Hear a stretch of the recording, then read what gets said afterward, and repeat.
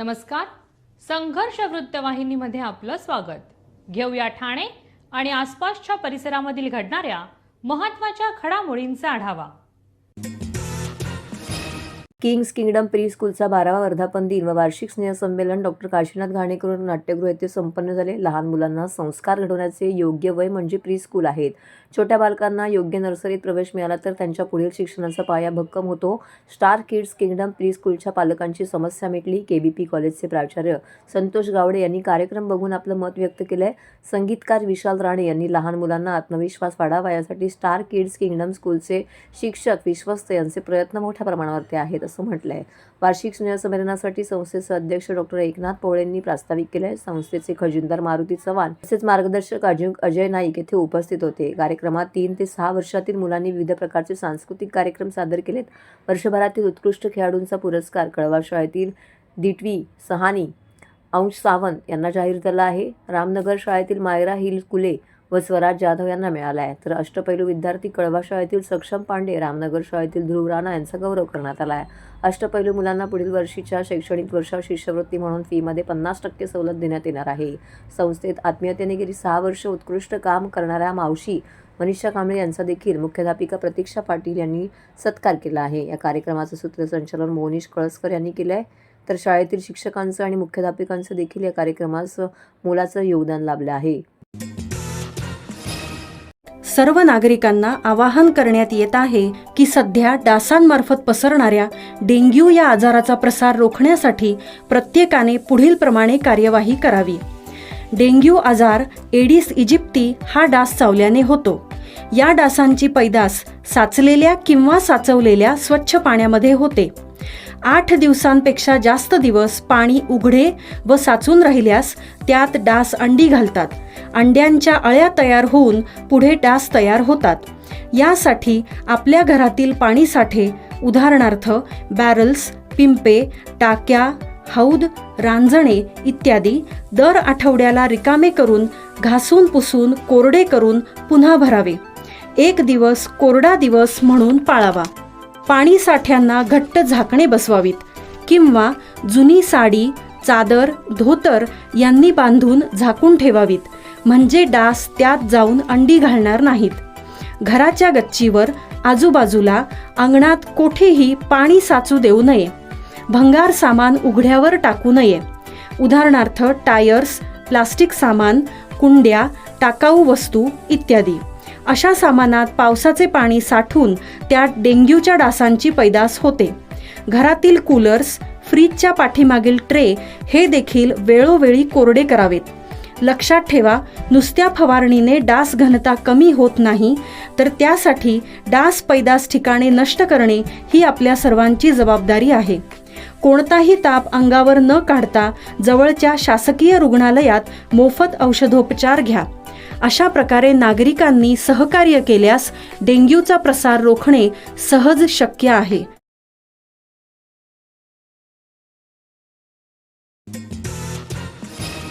ठाणे महानगरपालिकेची सार्वत्रिक निवडणूक 2025-26 प्रक्रिया गुरुवारी 15 जानेवारी रोजी मोठ्या उत्साहात पार पडली. सकाळी 7:30 वाजताच्या सुमारापासून सुरू झालेल्या या प्रक्रियेमध्ये अनेक राजकीय नेते मंडळींनी मतदान केंद्रावरती जाऊन मतदान केलं आहे. ठाणे शहरातील नागरिकांनी देखील आपल्या मतदानाचा हक्क बजावत सजग नागरिकांचं कर्तव्य पार पडले. दरम्यान राजकीय नेत्यांमध्ये उपमुख्यमंत्री एकनाथ शिंदे, सहपरिवार खासदार नरेश म्हस्के, आमदार संजय केळकर यांनी आपल्या परिवारासमवेत, तर आमदार निरंजन डावखरे, आमदार जितेंद्र आव्हाड यांनी देखील आपल्या परिवारासोबत आपला मतदानाचा हक्क बजावलेला आहे. माजी आमदार रवींद्र फाटक, नजीब मुल्ला, आनंद परांजपे, किरण नागती, मनसे नेते अविनाश जाधव, शिवसेना उबाटा गटाचे माजी खासदार राजन विचारे, शिवसेना नेते एकनाथ भोईर, नगरसेविका एकता भोईर, यज्ञा भोईर, शिवसेना उद्धव बाळासाहेब ठाकरे पक्षाच्या प्रभाग क्रमांक 11च्या उमेदवार महेश्वरी संजय तरेत आणि तरे कुटुंबियांनी उपस्थित राहत आपला मतदानाचा हक्क बजावला आहे. दरम्यान काही ठिकाणी बोगस मतदानाचा घोळ, EVM मधील तांत्रिक बिघाड, शॉक लागणे, दुबार मतदार इत्यादी गोष्टींमुळे सर्वसामान्य नागरिकांना नाहक त्रास सहन करावा लागला. मात्र आता उद्याच्या निकालानंतर कोण विजयी होणार, कोण पराभूत होणार याकडे सगळ्यांचंच लक्ष लागलेलं आहे.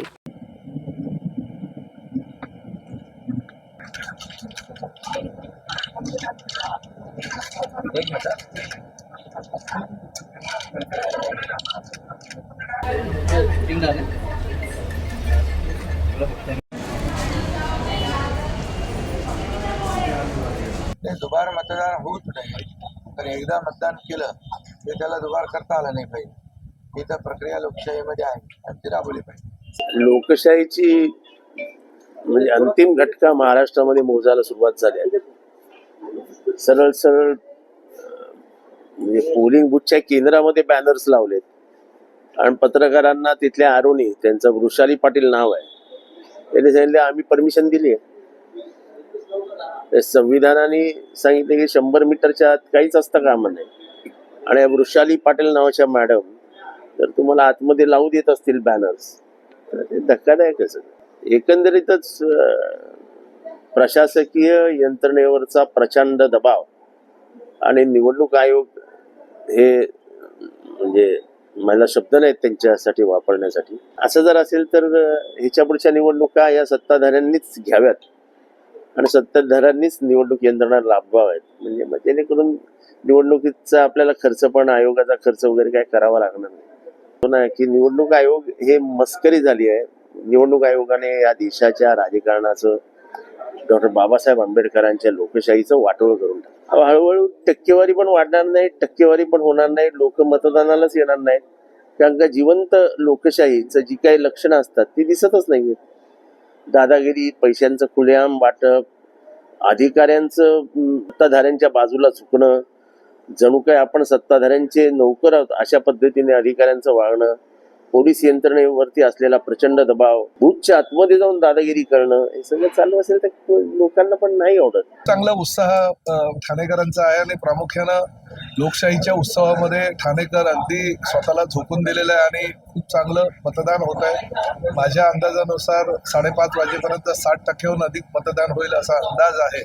आणि ठाणेकरांनी विकासाच्या दृष्टिकोनातून मतदान केलेलं आहे आणि पुढे मतदान करतील. कारण एकनाथ शिंदे साहेबांनी ज्या पद्धतीनं त्यांच्या मुख्यमंत्रीपदाच्या कार्यकाळात आणि गेल्या उपमुख्यमंत्रीपदाच्या कार्यकाळामध्ये ठाणे महापालिका क्षेत्रातील अनेक ठिकाणी जी विकास कामं केली, त्या विकास कामांकडे बघून आणि शिवसेना प्रमुख आदरणीय बाळासाहेबांचे विचार जे महाराष्ट्रातील सर्वसामान्य जनतेमध्ये पोहोचवण्याचं काम एकनाथ शिंदे साहेब करत आहेत. आणि प्रामुख्यानं आमच्या विधानसभा मतदारसंघामध्ये ओळा मजिवडा विधानसभा मतदारसंघ हा अतिशय वेगळा मतदारसंघ असताना सुद्धा त्या ठिकाणी मोठ्या प्रमाणात निधी उपलब्ध करून दिले आणि त्याचं प्रतीक म्हणून जनता रस्त्यावर उतरलेली आहे आणि मतदानाला स्वतः जात आहेत. कुणाला सर्व आमच्या नागरिकांना, मतदार बंधू भगिनींना, मातांना नम्र आवाहन करेन की हा अत्यंत पवित्र अशा प्रकारचा मतदानाचा हक्क आहे की ज्याच्या माध्यमातून आपली लोकशाही जी आहे ती अधिक सुदृढ आणि बळकट होणार आहे. आणि त्याच्यामुळे हा हक्क जो आहे तो आपण बजावा.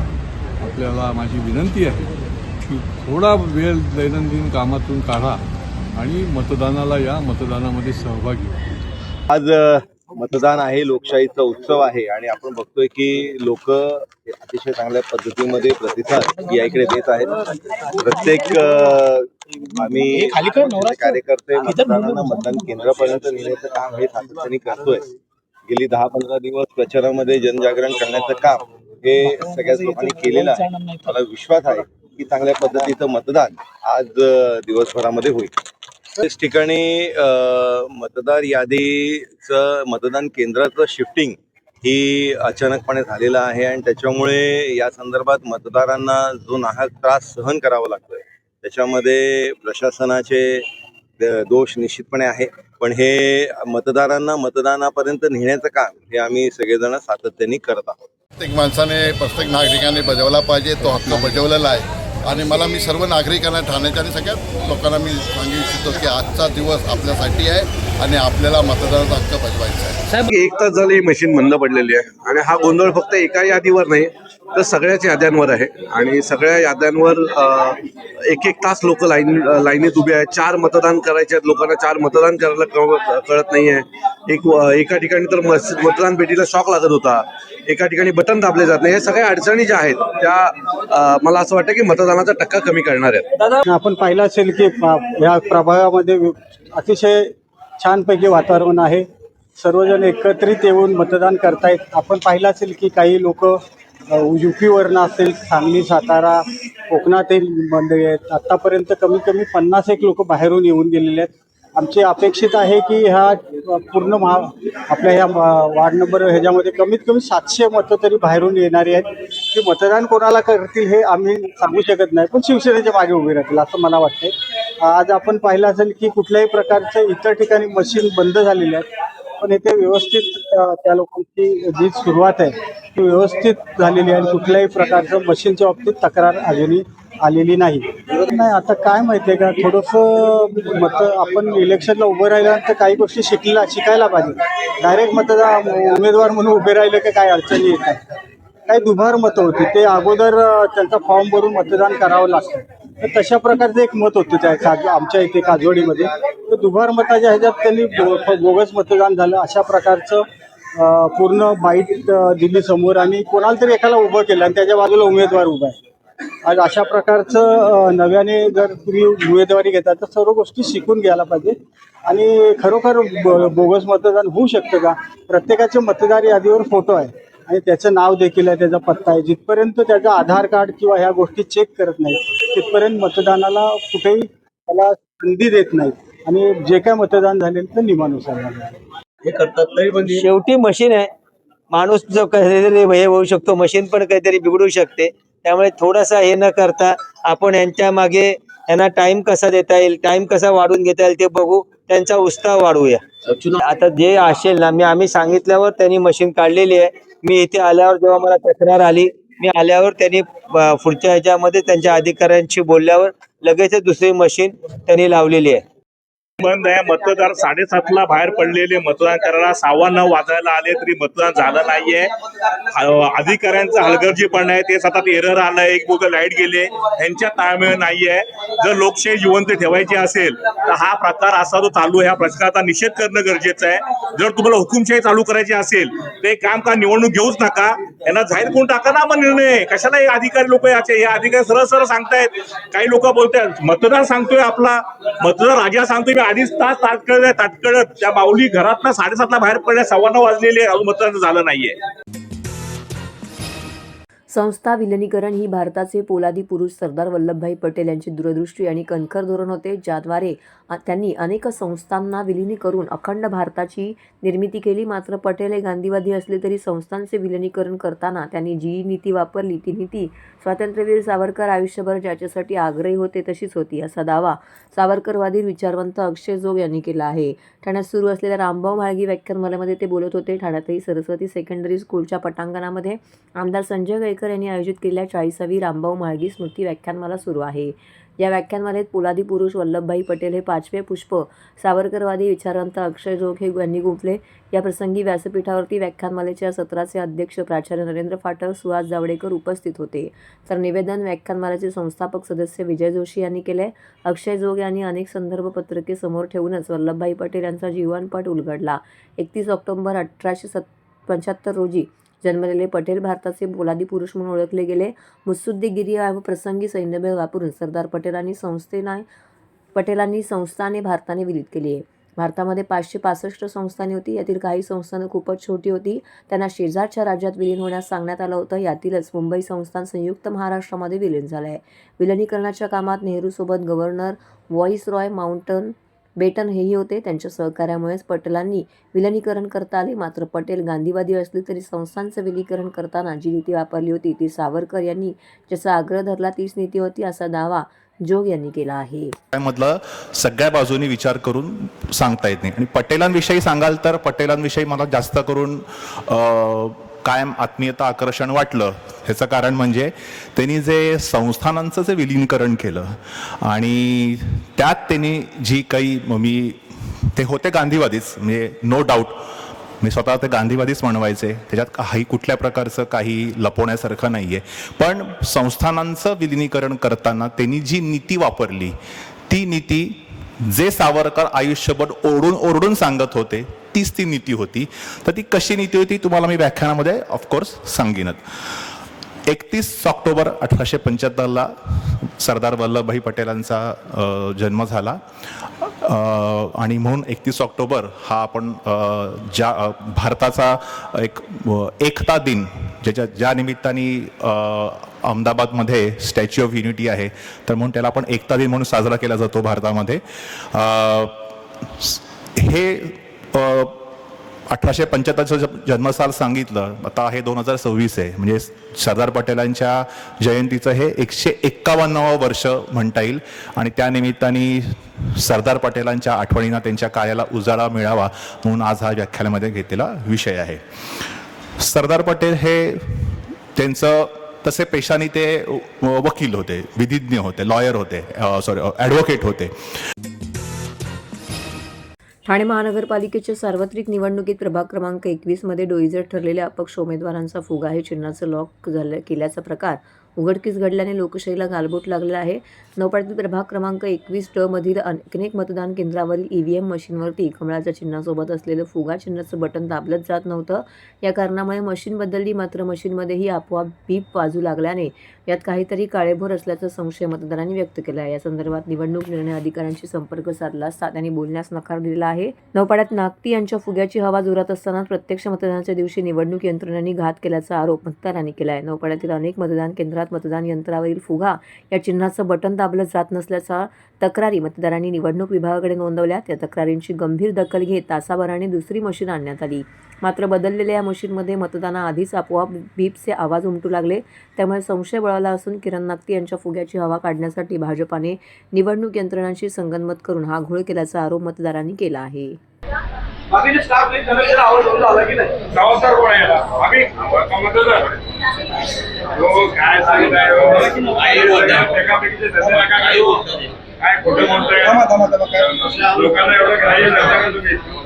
काय बोलताय आवाज तुम्ही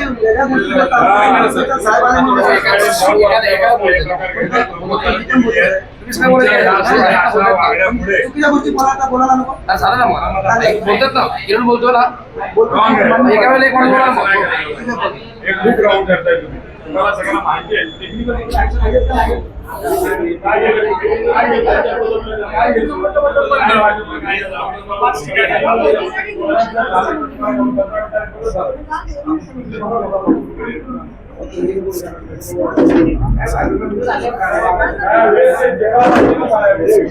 मोठेपणा करणार आणि मग मेसेज नाही जाणार. आधी झालेल्या मतदानाचं काय, त्याचं काय, आधी 21-22 त्याचं काय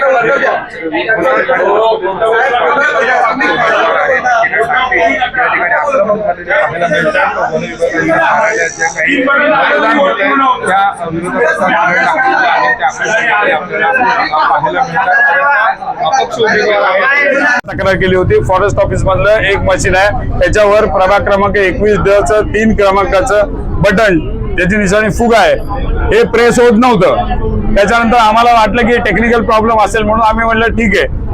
त्यांनी नंतर परत 2 तासांनी परत तोच इश्यू झाला. त्याच्यानंतर 1 तासांनी परत तोच इश्यू झाला. जवळपास 20 ते 21 जण अशीच परत गेली प्रेस होत नाही म्हणून. ऑब्जेक्शन त्या यांनी घेतल्यानंतर पोलिंगच्या, तरी पण यांनी सांगितलं आम्ही नवीन मशीन आणतो आणि तसंच मतदान सुरू ठेवलं. मतदारांना ग्राह्य धरलं गेलं. लोकशाहीचा खऱ्या अर्थानं मला असं वाटतं यांनी खून करून टाकलाय. अशा पद्धतीचं हे वागतायत. मी स्वतः यांच्याशी बोललो येऊन, तेव्हा परत तेच त्यांनी केलं आणि आता पुन्हा तेच आहे. म्हणजे दुसरी मशीन आणली, परत तेच केले त्यांनी. अधिकाऱ्यांचं असं म्हणणं होतं की टेक्निकल एरर आहे, टेक्निकल एरर. अरे पण टेक्निकल एरर सकाळपासून कसा काय येतो? सकाळपासून टेक्निकल एरर कसा काय येऊ शकतो? मला तुम्ही सांगा, एका वेळेला 4 ते 5 ठिकाणी एकाच निशाणीचं बटन कसं काय प्रेस व्हायचं थांबतं? याचा अर्थ काय? किती ठिकाणी चालू आहे सगळं? आता विश्वास गतिमंद स्कूल जी विष्णुनगर मध्ये, तिथे हा सेम प्रॉब्लेम होता. सरस्वतीच्या एका खोलीमध्ये हा प्रॉब्लेम होता. भगवतीच्या एका खोलीमध्ये हा प्रॉब्लेम होता. मला बेडेकरच्या खोलीमध्ये हा प्रॉब्लेम होता. मला प्रत्येकाने येऊन सांगितलं की हा प्रॉब्लेम होतोय. आणि मग लोकांनी शेवटी, लोक किती वेळ थांबणार? आणि नाईलाजाने लोकांनी शेवटी ते सोडून गेले. आज जवळजवळ 20 ते 21 जण प्रत्येक सेंटर मधली जर गेली असतील तर 100-200 मतांचा प्रॉब्लेम झालाय. आणि तो सकाळपासून जर असेल तर किती जणांनी ते प्रेस नसेल केलं? याला जबाबदार कोण आहे? अरे हा लोकशाही संपवण्याचाच प्रकार आहे ना. लढाई करायची तर प्रामाणिकपणे ट्रान्सपरंटली करा ना. हे कुठले धंदे करता तुम्ही? म्हणजे मतदारांना एक तर वेटीच धरायचं, त्यानंतर मतदारांना असं ग्राह्य धरायचं की काय होईल ते होईल. हा कुठला प्रकार आहे? मला काही कळत नाहीये. 3 वेळा त्यांना रिक्वेस्ट करून सांगितलं तरी पुन्हा तेच होतंय. म्हणजे याच्यामध्ये संशयाला जागा निर्माण झाली ना. एकाच वेळेला 5 ठिकाणी 4 ठिकाणी हे कसं काय होऊ शकतं? दिवस रात्र मेहनत करणाऱ्या प्रत्येक कार्यकर्त्याची कुठेतरी मला असं वाटतं यांनी मुस्कटदाबी केलेली आहे. ही प्रामाणिकपणे काम करणाऱ्या मग राजकारणामध्ये या निवडणुकांवर विश्वास कसा कोण ठेवेल? ठाणे महानगरपालिकेची सार्वत्रिक निवडणूक गुरुवारी 15 जानेवारी रोजी पार पडली आहे. निवडणुकीची मतमोजणी शुक्रवारी 16 जानेवारी रोजी होणार आहे. ठाणे महानगरपालिका सार्वत्रिक निवडणुकीसाठी 11 विभागनिहाय निवडणूक निर्णय अधिकाऱ्यांची नेमणूक करण्यात आली असून मतमोजणी 16 जानेवारी रोजी सकाळी 10 वाजल्यापासून होणार आहे. प्रभाग क्रमांक 1, 2, 3, 8 माजीवाडा मानपाडा प्रभाग समिती न्यू होरायझन एज्युकेशन सोसायटी येथे होणार आहे. तर प्रभाग क्रमांक 4, 5, 7 वर्तकनगर प्रभाग समितीमध्ये ज्येष्ठ कवी साहित्यिक बाबूराव सरनाईक जिम्नॅस्टिक सेंटर, तर प्रभाग क्रमांक 6, 13, 14, 15 लोकमान्य नगर सावरकर प्रभाग समितीची मतमोजणी कोरस हॉस्पिटल जवळील महिला बचत गट भवन येथे होणार आहे. प्रभाग क्रमांक 16, 17, 18 वागळे इस्टेट प्रभाग समितीची मतमोजणी शासकीय तंत्रनिकेतन वागळे इस्टेट येथे होणार आहे. तर 19, 20, 21, 22 नौपाडा क्रोपरी प्रभाग समितीची विद्याप्रसारक मंडळाचे पॉलिटेक्निक कॉलेजची मराठवाडा कॉलेज येथे होणार आहे. तर प्रभाग क्रमांक 10, 11, 12 यांची उथळसर येथे होणार आहे. तर 9, 23, 24, 25 कळवा प्रभाग समिती अंतर्गत सह्याद्री हायस्कूल 4था मजला. तर 26 आणि 31 मुंब्रा प्रभाग समितीची मतमोजणी मौलाना अब्दुल कलाम स्टेडियम येथे होणार आहे. तर प्रभाग क्रमांक 30, 32 मौलाना अब्दुल कलाम स्टेडियम पहिला मजला. अशा पद्धतीने ही मतमोजणी होणार आहे. निवडणूक प्रक्रिया पारदर्शक, सुरळीत, सुरक्षित पार पाडण्यासाठी या ठिकाणी आवश्यक त्या सुविधा उपलब्ध करून देण्यात आल्या आहेत. सुरक्षेच्या दृष्टीने पोलीस बंदोबस्तासह CCTV यंत्रणेची व्यवस्था करण्यात आलेली आहे. तर हे होतं संघर्ष वृत्तवाहिनीचं आजचं बातमीपत्र. उद्या पुन्हा भेटू याच वेळी याच ठिकाणी ताज्या घडामोडींसह. तोपर्यंत नमस्कार.